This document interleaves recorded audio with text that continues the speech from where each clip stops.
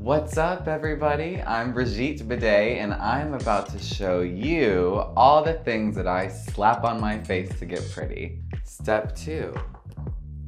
Okay, so we're gonna take our shaving cream and razor. I have been using this forever. It's a Gillette for sensitive skin. Someone who has to shave almost every day like me, someone booked and blessed, needs a good shave, but it can be kind of brutal on your skin. So you want to get a gel type shaving cream that'll get you moisturized.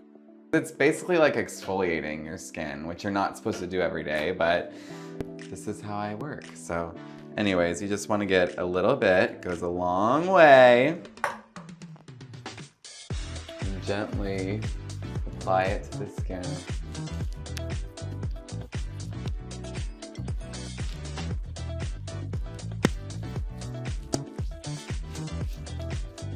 Super easy, there you go, feels good. A life hack, if you're ever in a pinch, you can also use this to take your makeup off. Did you know that? It's a secret makeup remover. All right.